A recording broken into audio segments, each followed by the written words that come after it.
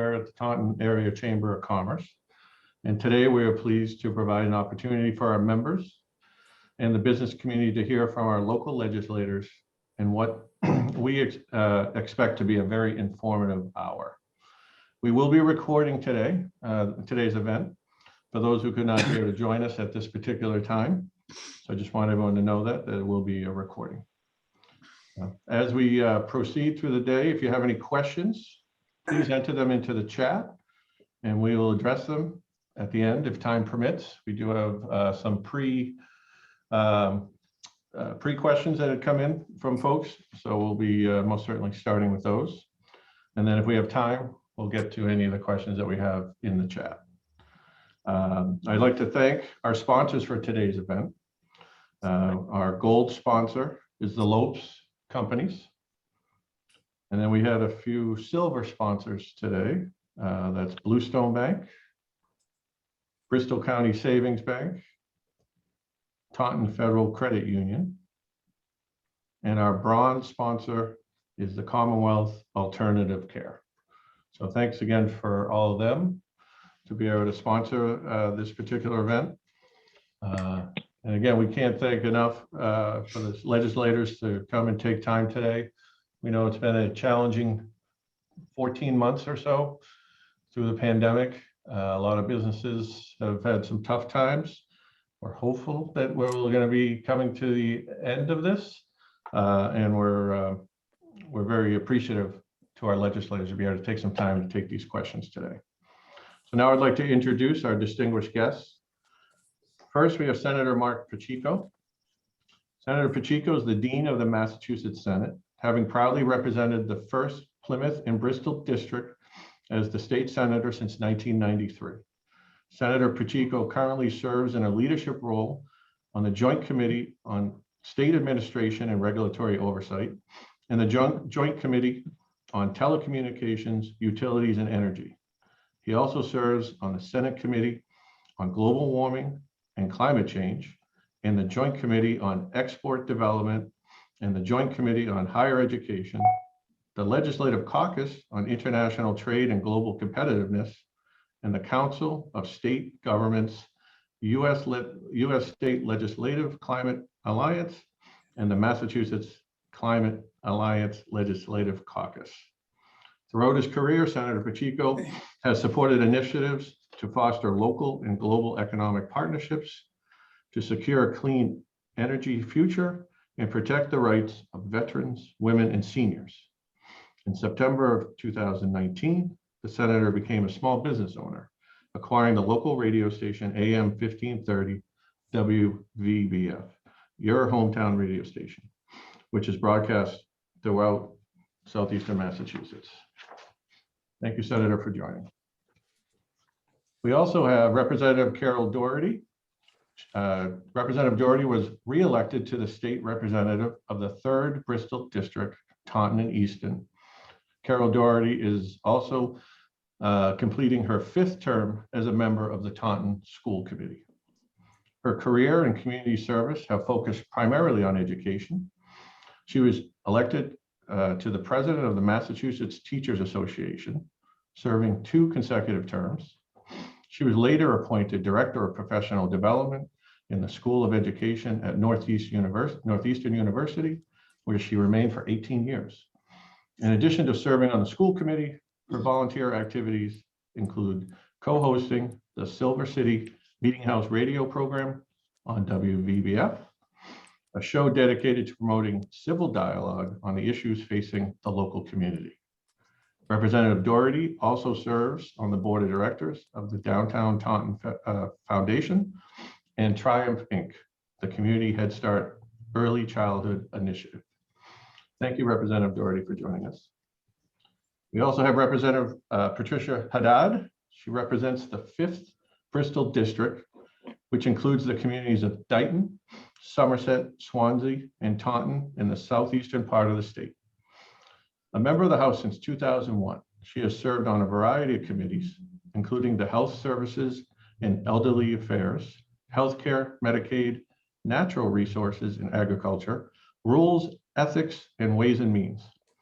Representative Haddad served 2 terms as chairwoman of the Joint Committee on Education, 1 term as second assistant majority leader, and 5 terms as speaker pro tempore. During her tenure in the Massachusetts House of Representatives, she has undertaken a number of assignments, including the Special Committee on Redistricting, the Legislative Commission on Public Housing, a special task force on the economy and economic development, Legislative Commission on Middle Level Education, and the Council of State Governments Eastern Region Committee on Energy and Environment. Thank you, Patricia, for joining us today. Representative Norm Orrall is also joining us. He currently holds the 12th Bristol District seat to the Massachusetts House of Representatives. Now in his 2nd term, Representative Orrall continues to serve the citizens of Taunton and East Taunton, as well as the surrounding communities of Lakeville, Berkeley, and Middleborough. Throughout his time in office, he has proudly supported a variety of initiatives to sustain and expand the local economy around the Taunton area. Representative Orrall is assigned as the ranking minority member for the Joint Committee of Environment, Natural Resource, and Agriculture, and additionally resides on the Joint Committee on Transportation, the Joint Committee on Municipalities and the Regional Government, and the Joint Committee on Bonding and Capital Assets. Thank you, Representative Orrall, for joining us as well. Mayor Shauna O'Connor is no stranger to this event. She's been at this event numerous times, and we're so excited to have her join today. She's here to give us a few opening comments before we proceed. So Mayor O'Connor, the floor is yours. Thank you, and good morning, everyone, and welcome. It's great to see everyone. Kind of nice to be on this side of the table for one of these things. And I want to thank our legislative delegation for being here with us this morning and giving us these updates, and also all of you for taking the time out of your busy days for being here. It's pretty amazing and interesting how we've figured out how to conduct all sorts of business and events on Zoom. And I think living with limitations has made us very creative, and this is and very successful at these. And it hasn't stopped us from moving forward. This community we've seen really pull together during this whole entire pandemic, and we've worked very hard to support our businesses in many different ways, and it shows. There's a lot of exciting things happening in our city, and they have been throughout the entire 14 months that we've really been going through these tough times together. We've seen businesses expand, new businesses open last year as well as this year. I just recently went to 2 ribbon cuttings last week. We're seeing the redevelopment of the Galleria Mall and many other things, creating new jobs and opportunity. We are in the process right now of reestablishing the Taunton Redevelopment Authority, which will really expand our opportunities for redevelopment and growth in not just our downtown, but our neighborhoods as well. Our new airport administration building is going to begin this coming month in May. And that's a real treasure in our community and a catalyst for growth in an area of East Taunton where we really need that. And we're making a lot of improvements for a 21st century government for you, with a charter revision coming up. We're creating an office of procurement. We have created a fund for a new public safety building. We are doing, we'll be rolling out later this year, enhanced online permitting and a one-stop permitting center in the city of Taunton, and many other things going on. So we're really concentrating on providing superior service to our businesses and our residents, saving our businesses time and money, and also saving our taxpayers money. And all of this while the pandemic's going on. So we have a great team here at City Hall that we're really proud of. And with the work that we're doing in the city and the strong partnerships that we have with all of our local businesses, we have a very bright future ahead. And I'm really excited about the great things that we are going to accomplish together as we move forward and come out of this pandemic. So thank you for giving me a few minutes this morning. It's great to see everyone, and I will give it back. I know everyone's here to hear from our legislative delegation. Thank you, Mayor O'Connell. Thank you so much. We appreciate it. And I know the business community appreciates all your support and what you guys have been able to do during the recent, the last 12 to 14 months. So now I'd like to introduce our moderator for this morning. Bob Fulsick is very well known to many of you. After spending 25 years in various high technology engineering and global supply chain management positions, he's been a talk show host on WVBF since 2008, covering local politics and the community related issues. We're very excited to have Bob join us today, and he's going to be the grand inquisitor to our legislative delegation that has joined us. So Bob, I'm going to turn it over to you.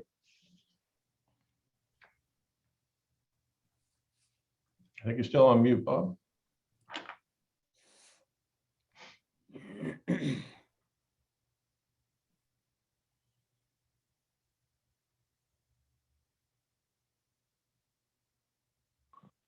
There you go. How is that better? Perfect.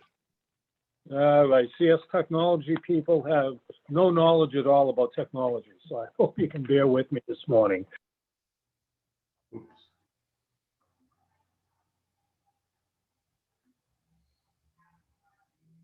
Yeah, mute, Bob. All right, how about that? Good. All right, we have a number of questions that were submitted to the chamber.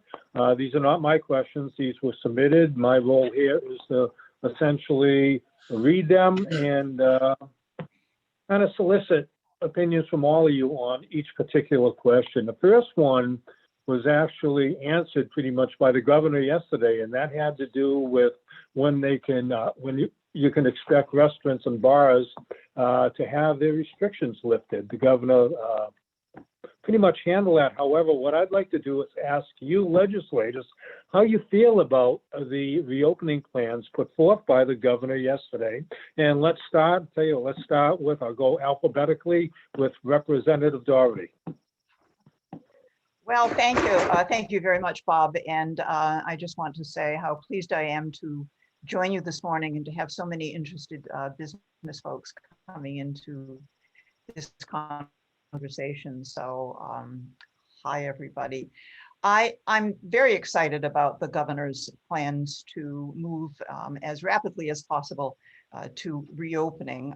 The idea that I can go out for a walk without my mask on come the end of the month is very exciting. I think that the idea for folks being able to join one another in various community venues in greater numbers is very exciting to people. And I'm sure to business folks, the opportunity to open your doors and welcome people almost unfettered, based on whatever your expectations are in terms of who comes into your business, is very exciting as well. It's been a long, challenging year. All of us have worn out our face masks, and we're looking forward to being vaxxed up and being able to go back to some normal.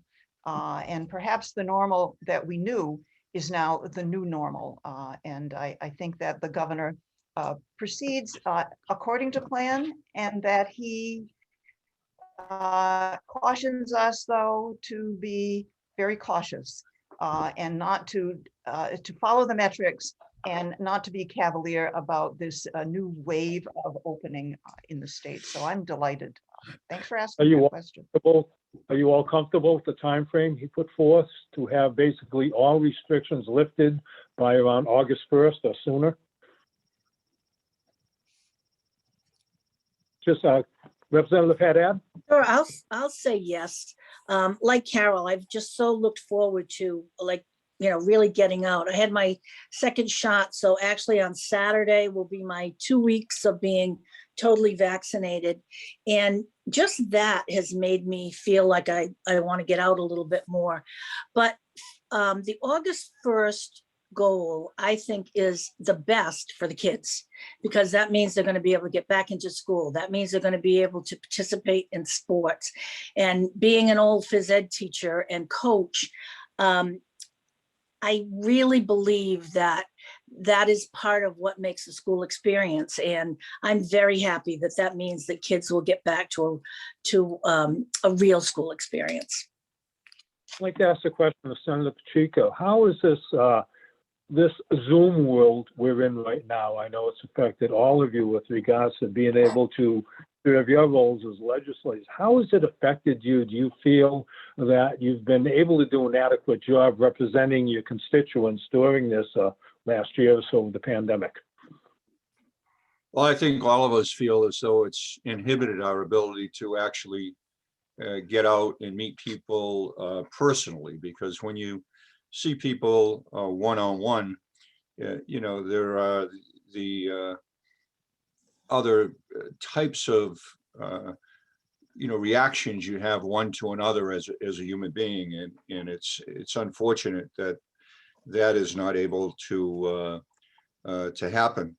But you know, we're always Zooming. I mean, I've got about 4 or 5 Zoom meetings today on the schedule. It's like 24/7. So it has been, in a way, more efficient in terms of the use of time. The trouble is sitting in front of the computer all day instead of moving and heading to one meeting to another. You know, I think I've had the quarantine 15 hit me. You know, well, you start putting on those pounds if you're not getting out there and actually moving and doing the things that you normally do. But I want to thank the Chamber for inviting us today, even though it's not in person. I think it's important to keep the line of communication open between the business community and the legislative delegation. And, you know, in terms of working within the legislature, it's also been in a little bit of an interruption in terms of our ability to be able to work directly with members in the chamber and doing those types of things. It's been a little problematic, and you see some of the power of the institution really beginning to centralize a little bit more, which I think is not necessarily the most healthy way for a democracy to work. So whether it's in the Senate or the House or the governor's office, under a state of emergency, a disproportionate share of power heads over to the executive branch, right? So that's happened. Just one final comment, Bob, on the first question. You know, relative to the opening, I would just say that I'm fine with the governor's structure in what he is saying publicly. The problem is that all communities are not in the same place. There are communities, for example, just last week I was notified that Berkeley and Carver in my district went into red. So they're in the red zone.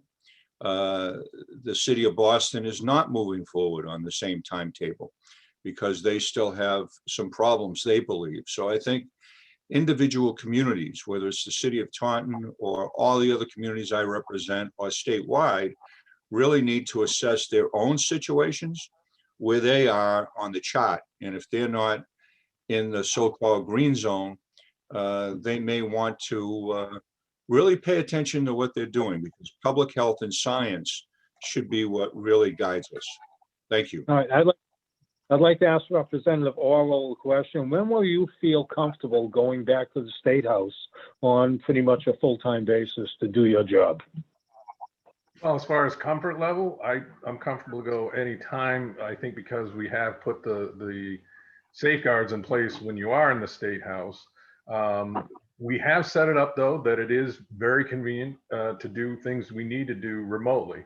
As the senator said, what we're missing in our business that probably most of you experience to a certain level is the person-to-person contact.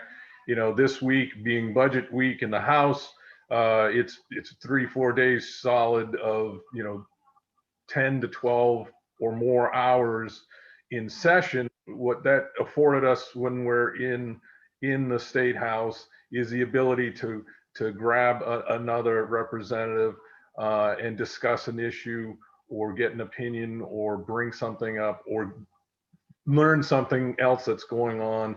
As a delegation, we always are keeping each other as to what's going on in the city of Taunton and other areas that we share.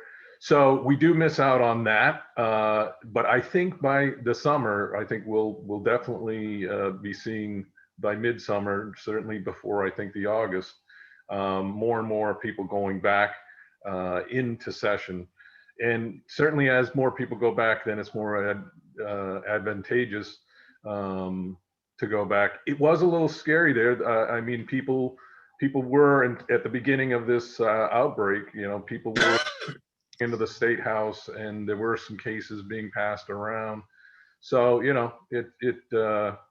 but the safeguards were put in place and the committees have done a great job. I think that we have setting up the remote, setting up everything we need to do to conduct business. It was a little slow start, but let's face it, it was all new to everyone. And I think we come stronger as a legislative body out of this, now ready for future things that come up that might keep us remote. So. All right, let's move on to the next question. The next submitted question has to do, and coincidentally, all of the questions today have to do one way or another with the pandemic. So not surprisingly. So I hate to sound redundant, but that's what was submitted to us. Next question has to do with your feelings on mandatory vaccinations in certain areas, like for state workers, for essential businesses like hospitals, maybe colleges, schools. How do you feel about mandatory vaccinations? And let's start with Representative Haddad. Thank you. So I believe that most large organizations have a process or a policy in place. So when you talk about hospitals, they already require their employees to have the flu vaccine at the beginning of a year. I prefer to leave it to each individual entity. It's not that I'm an anti-vaxxer, because I do believe in vaccines, but I do believe that there should be choice. And, while some people sort of poo-poo the idea that some vaccinations cause issues, some families, just by their chemistry, have problems when they receive a vaccine. And so I just believe that it should be each individual entity. It should not be a state mandate. It should be based on what your entity does, how they interact with the public, and what your policies are. I am very firm that it should not be a state policy. Anyone else want to weigh in briefly on this question? Sure, I'll jump in. Yeah, I would, Bob. All right, let's go to Carol first. Carol spoke up first, so. Sorry, Nora, we'll split this. Okay. The question, so a couple of things occur to me. The question, it occurs to me that way back in the fall, whether it was the governor's office or Secretary Sutter's put out a mandate, if you will, that all school children should be flu vaccinated by the end of December. And there was such an outcry against that and a big push to prevent that from happening, that in fact, that mandate, if you will, for a flu vaccine was withdrawn, and that did not happen. And it was later discovered, as I understand it, as I read the news, that the flu vaccine would not have necessarily made a difference in terms of COVID. But I think that the state was reaching for ways in which to protect the populace. Just yesterday in the governor's press conference, he was asked the question about passports, vaccine passports and mandates, as Rep. Haddad has pointed out. And he said that businesses ought to make their own decisions about whether or not they are requiring vaccines for either their workers or people who are coming into their shops and industries. And he, regarding the passports, he said that there is no federal effort that's being made at this point in time that he was aware of that required passports. And in fact, he did not believe that Massachusetts would adopt such a requirement unless there was universal application across the country in that regard. So I would guess that that's not likely to happen. So, and then I see President Douglas of Bristol Community College sitting there, and she certainly can speak eloquently about the decision of the college not to require vaccines, but the decision of some of the higher ed institutions, Northeastern and so forth, to require them. So it really is an individual business decision about that requirement. And mandate, I like the word require rather than mandate. Mandate sounds like can't get out from under it. Requirement means you're going to do what is in the best interests of your needs, your family, and those who are coming into your business. Okay, Senator, I think you wanted to weigh in on this. I think you're muted, Senator. Thank you, Bob. I'd like to say that from my perspective, I think that the first and foremost, when it comes to state healthcare policy, my primary focus is health and safety of the general public. And that is what I think we need to be looking at. We are in a pandemic. We're still in the pandemic. We have close to 570 some odd thousand people that have died. This is not the first time that we've dealt with something at this level. And actually, you can go back to the smallpox, pandemic that we had, what took place back in 1902, to see what took place and how things evolved. In 1905, a case actually went up to the Supreme Court, and believe it or not, that case was from Massachusetts. It was Jacobson versus Massachusetts, where people didn't want to get the smallpox vaccine. Ultimately, the Supreme Court said that they had to, because it was a case of personal rights. And when your personal rights end up impacting somebody else's rights, somebody else's public health. So that's how it got resolved legally, and that's still the precedent today. But I agree with my colleagues, as long as we're heading in the right direction with the pandemic, then, let us do what we can do to give people as much freedom as possible. But balancing, it's very important, because if we want to get businesses open and we want to get the economy moving forward, our common enemy out there is the virus. And we can get everything rolling and heading down the right track. But if everybody forgets to do what they're supposed to do and do not get the vaccine, then we're going to be right back to where we were in June and July and August of last year. We'd be in, what a mess that would be for us to go all the way back to where we were. So I think we want to go forward. We're in a cautiously optimistic position right now, but we all have to realize that we are still in the middle of a pandemic.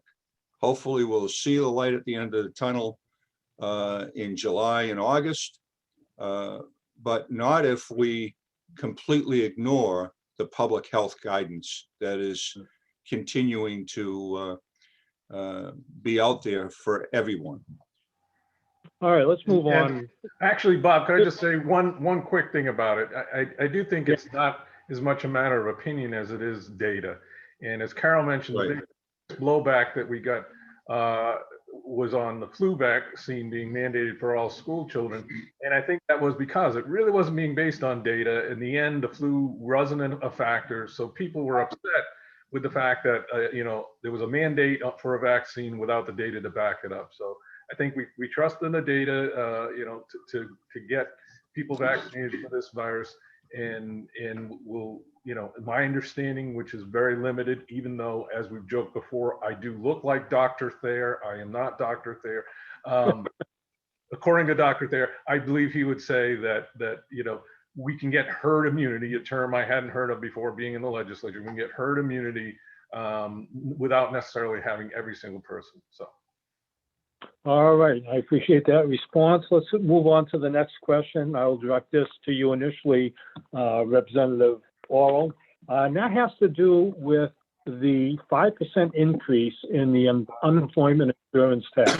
Small businesses have been hit hard over the last year, and this seems to put another burden on them going forward.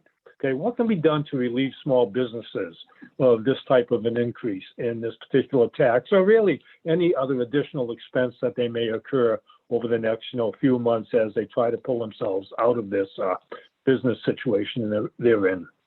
Yeah, thanks. So we became certainly aware through our businesses, and certainly Commonwealth-wide, the businesses started bringing this up. We filed the House 90 bill that went through to freeze rates, that was passed, signed by the governor a few weeks ago. Then, of course, the second part of the issue is the actual amount that's in the trust fund that has to be available to pay out continued unemployment. So that's the current issue that we haven't resolved as of yet. I believe the governor's and we have delayed until June the payment of this, so it gives us so businesses don't have to kick in at the higher amounts until we can figure something out. My understanding is what we're looking into is using federal money to shore up the accounts so that we don't have to put it all on the businesses right now, and we can get back to trying to give everybody a chance to breathe and get back to business. So that's the short answer of what we can do and what we're looking at doing, as far as I understand, which is looking into using the federal money, and it may even be in fact as a loan to shore up that account to keep it from coming out of the businesses. And where the goal is to have that done before June, which is when I believe we've extended those payments till.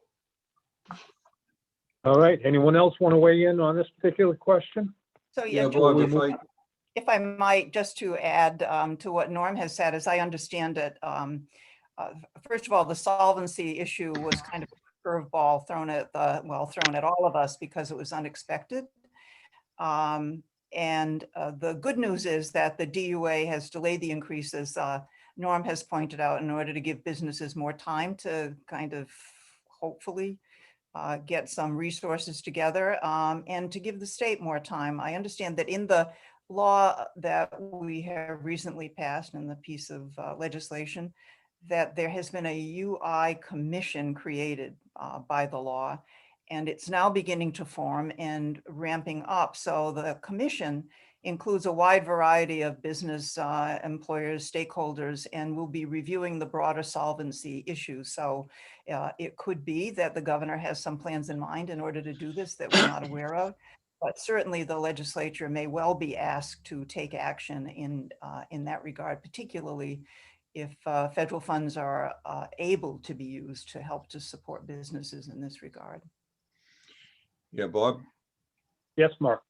Yeah, just want to follow up and also put some of this into perspective as to where we were back in 2020, January 2020. The unemployment rate was at 2.8%, if everybody remembers.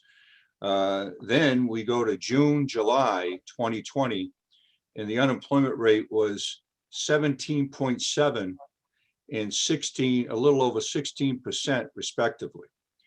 And without the passage of legislation that this delegation and the legislature worked together on, what we prevented happening back then was business payments would have on average spiked over $500 per employee in 2020, over $850 per employee in 2021, and 900 each the following 3 years. But we utilized federal resources that came down with the rescue plan and our own resources to make sure we changed that, and we passed this freeze bill. But within the freeze bill, the administration language in that did not appropriately deal with the solvency fund assessment. And so that's what's being delayed right now.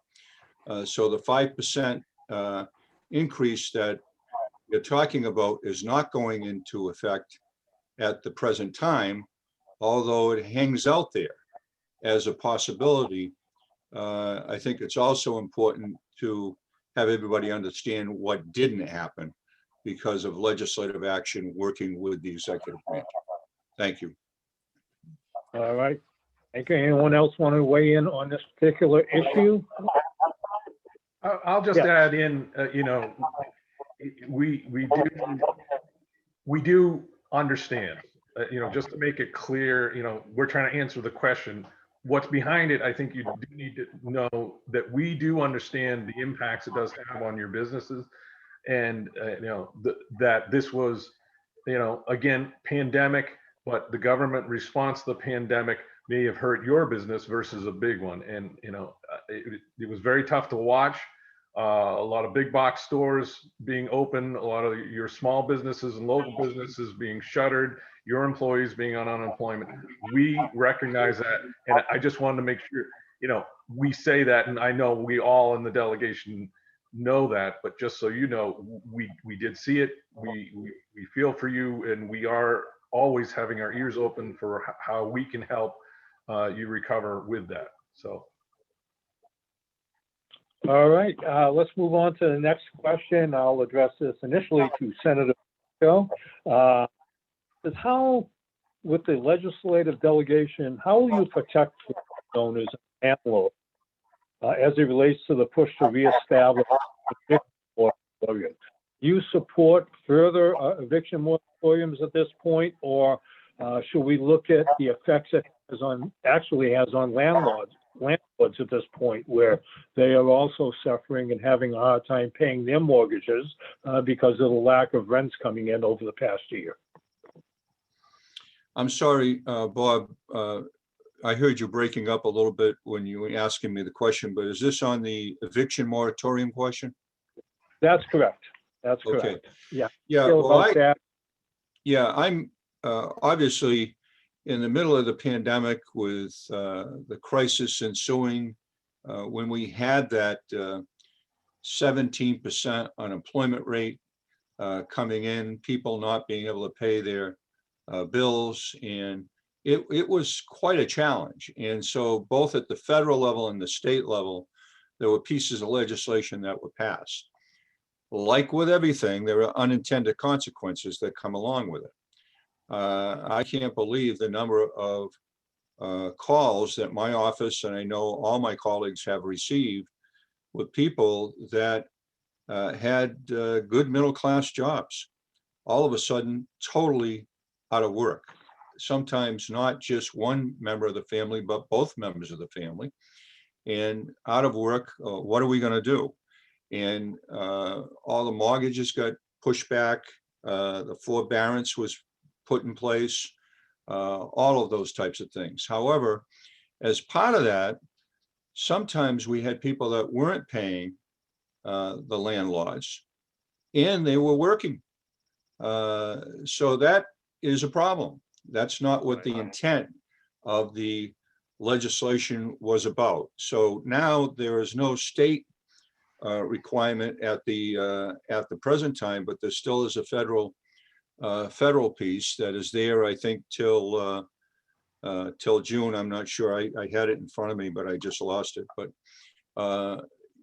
so from my personal perspective, when we pass statutes like this, it should be targeted to the people that we really need help. And also, we need to make sure the landlord's piece of this is also taken care of, and the banks, because the banking institutions are also, floating those, have a financial a stake in the whole arrangement here.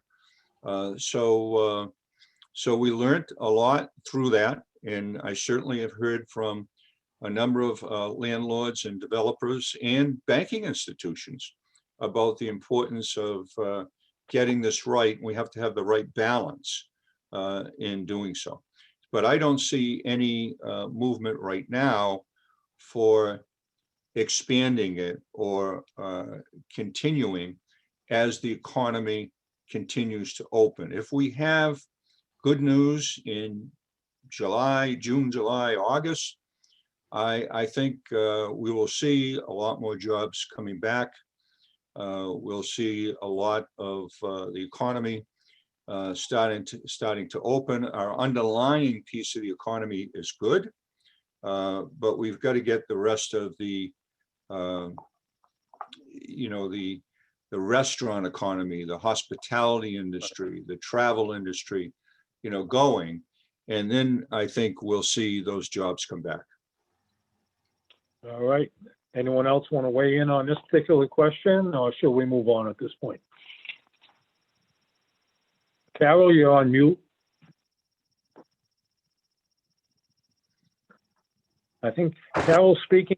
Oh, there you are. Okay. Yes, so there are, I mean, the problem is still ongoing, but probably not to as great an extent as it was a year ago. So that's very important. Obviously, the first line of defense was to help people who were out of work. But now with the availability of federal funds, landlords can receive up to 12 months in rent arrearages, and in some cases may receive rent going forward for 3 months. So that's helpful to landlords. There's also now a route for small landlords with fewer than 20 units to start the application process on behalf of their tenants, assuring that you're going to get your resources, or landlords will get their resources. So for small landlords, this is really a bonus. And although it ultimately requires that the tenant cooperate with the landlord, there is a pathway out. There's also a program in the pilot stage right now utilizing federal funds that directs large property owners who have funding through mass housing or mass housing partnerships to apply through those agencies on behalf of their tenants.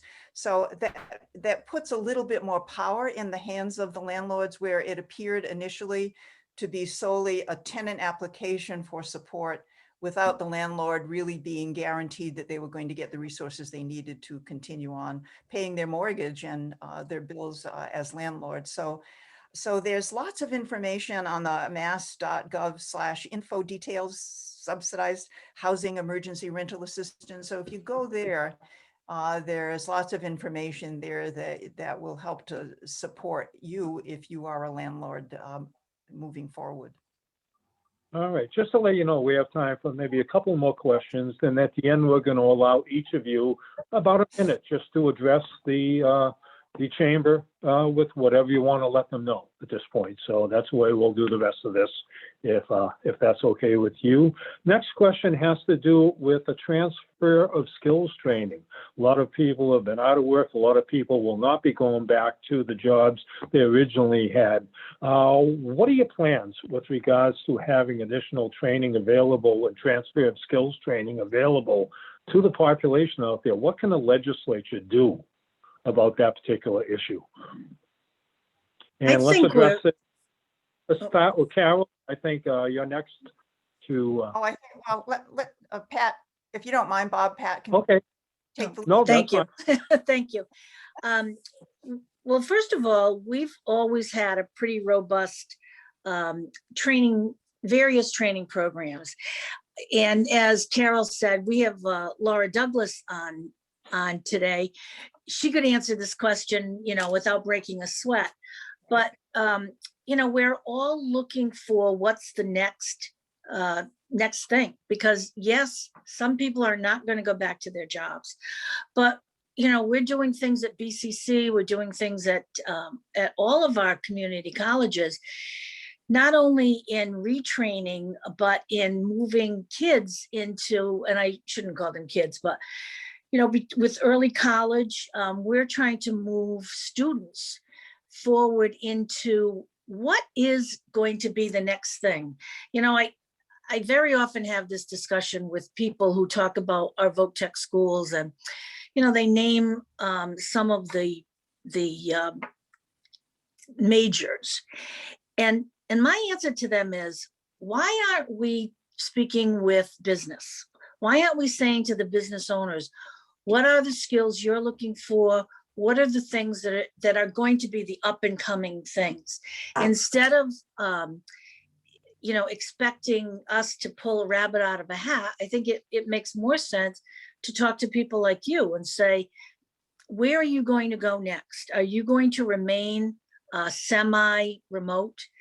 Is your next person that you hire, what are the skills that they're going to need? So yes, we're working on my favorite thing, offshore wind, with various programs.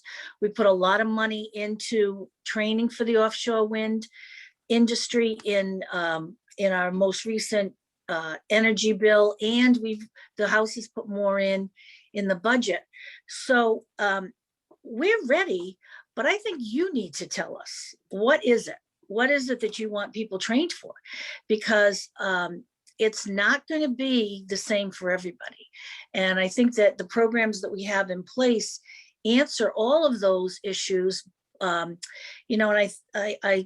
there's just so many opportunities to talk about what you need, and not for us to say, this is what we're going to give to you. Just tell us what you're looking for. We'll create the programs and make it happen. Is that funding available to create those programs from the state? I believe there's lots of funding available. Yes, because we're going to be able to use federal funds as well for, whatever comes forward. All right, anyone else want to weigh in on this particular subject? I agree with Pat wholeheartedly. And I think that the state legislature has always been very attuned to education, whether it's K through 12 education or higher education or workforce development. There has always been an inclination to rise to the occasion to provide the populace with those opportunities where they can be trained up or trained for different jobs. And again, we pointed Laura. Laura's going to be sorry she came this morning because the community colleges are very much focused on programs that are short-term but lead to certificates or other skills where people can apply them to the jobs that are coming along. I think particularly of green jobs, for example. We used to talk about IT jobs and making sure that people were trained for taking IT jobs. We're now adding to that list, people need to be trained up for taking the green jobs that are going to be coming along. I'm sure Senator Pacheco can speak eloquently about what is in that climate change bill moving forward in terms of making sure that the populace is ready to take on those jobs. Thank you, Bob. All right, Senator, you wanted to make a comment? Well, just that, job training in education are always changing, obviously, because we're responding to and reacting to the changes in the economy.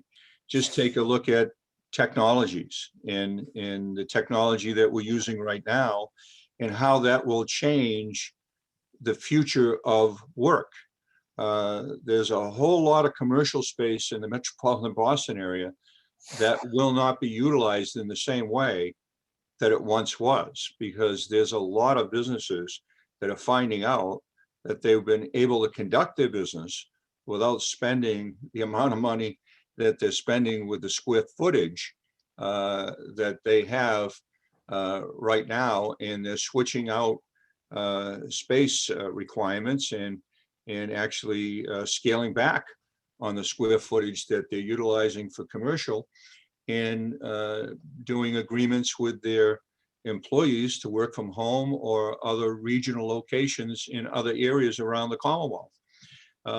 So those types of things are very important. As Carol mentioned, as we move forward, right now we have about 122,000 jobs in the Commonwealth that are what you would call clean technology jobs, clean energy jobs. And we didn't have hardly any of those going back to 2006, 2007. As we move forward with offshore wind, the whole supply chain from that industry, the supply chain from all the other clean tech type companies, and the spinoff from what will hopefully be adopted as the American Jobs Plan, which the president will speak about this evening in his speech to Congress. We're going to see significant federal investment, a once in a generation level investment in roads and bridges, public transportation, resilient infrastructure, drinking water and wastewater, housing, broadband, caregiving, childcare. I mean, there's going to be a whole range of things that we need to see us rehabilitate.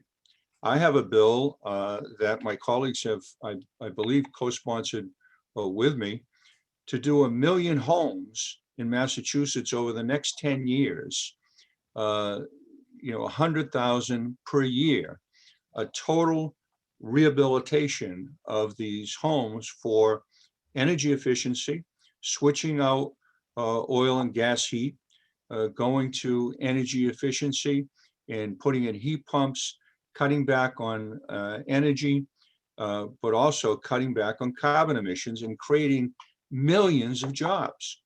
Because this is not just going to happen in Massachusetts. There's a whole Renew New England organization that is working with legislatures throughout the Northeast, and it's happening nationally. It's also in the American Jobs Plan.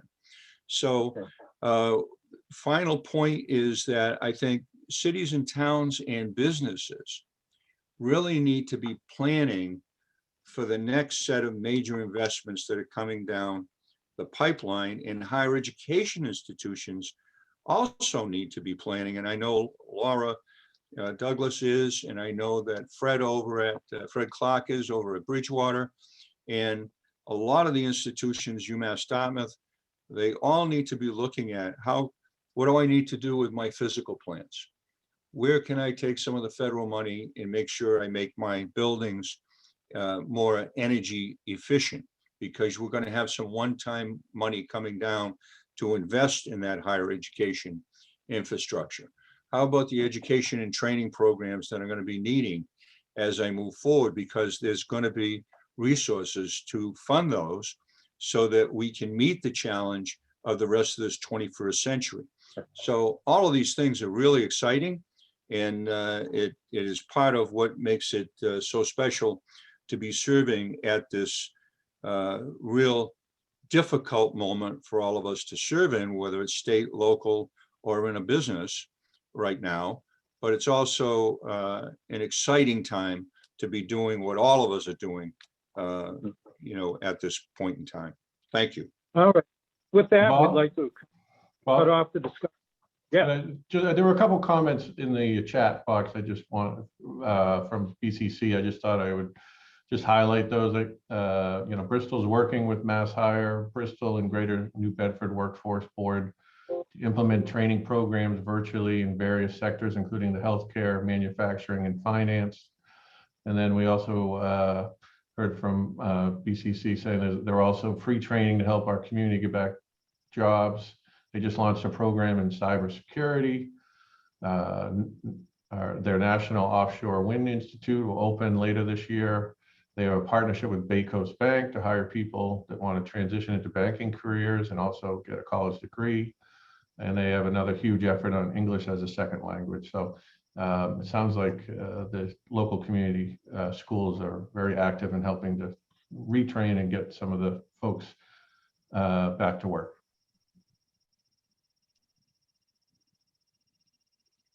You're muted, Bob.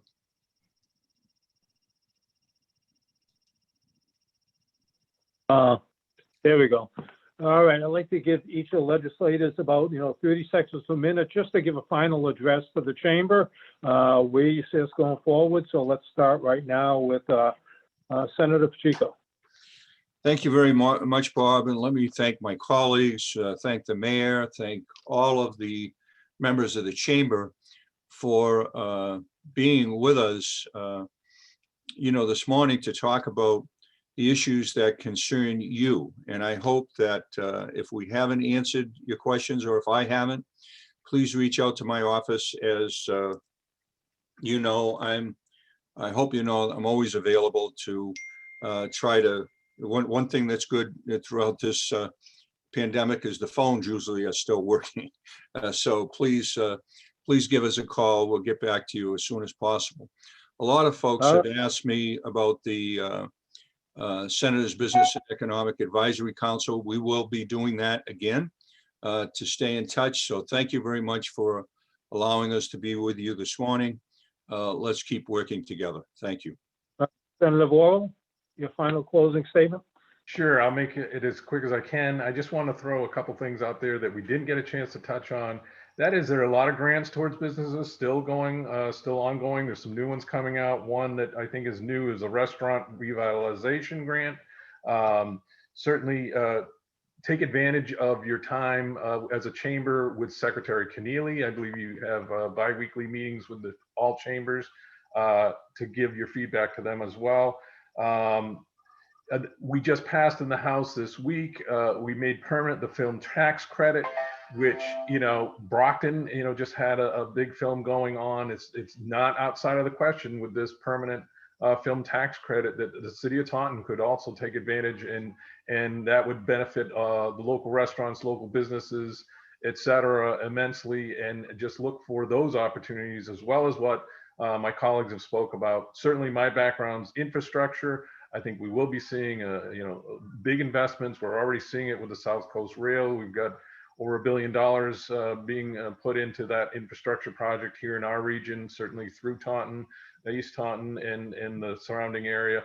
So, and I know from experience as a professional engineer, we are lacking in those areas. We need engineers, we need laborers, we need equipment operators from the whole gamut, top to bottom. I hear from contractors all the time. They can't find people to work for them. So the opportunities are there. Our ears are open and always looking forward to how we can, as a legislature, help solve the problems that you're facing. So certainly phones anytime, and we appreciate this opportunity. All right, thank you. Norm, Pat, Haddad, your final closing statement? So I also want to thank you for having this forum. It's always good to see people, even if it's on Zoom, that I haven't seen in a long time. I just want to underscore everything that my colleagues have said. I'm here to listen. I'm here to be helpful.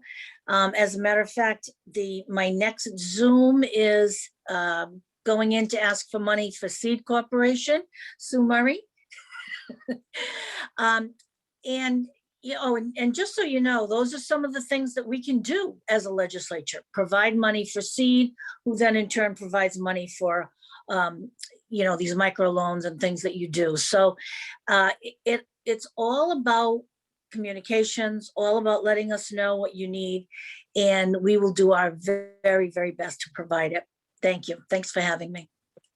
All right, thanks, Pat. And Representative Doherty. Yes, thank you so much, Bob, and thank you to the Chamber for creating this opportunity.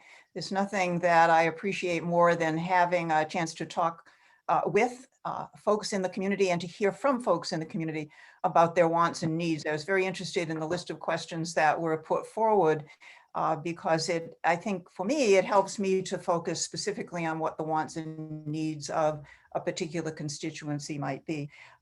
Just thinking about what Norm had said about the many more opportunities that there are available to businesses and others in the form of grants and loans and training opportunities that have been put forward either by the federal government or by the state government. And just a little bit of information by way of PPP grants. And some of you may have received a payroll protection plan grant during this past year. There was some $68.2 million provided to businesses in Taunton, 602 recipients in all. And that's pretty significant. There was $745 million available to businesses through the MGCC grants, and some of you may have received some of those as well. And it's an ongoing effort. Businesses are still, as you know, trying to get back on your feet to be fully implemented going forward, hopefully after August 1st. So take advantage of those opportunities and do reach out to me and to others of my colleagues here. We work together as a delegation along with the mayor's office to help to support you. And that's a really, really nice opportunity for you, and supportive of the work that we're trying to do on the Hill. So thanks very All right. much. I want to thank Chris, Lisa, and John for inviting me to help moderate this morning. And with that, I will throw it back to John. Great, thank you, Bob.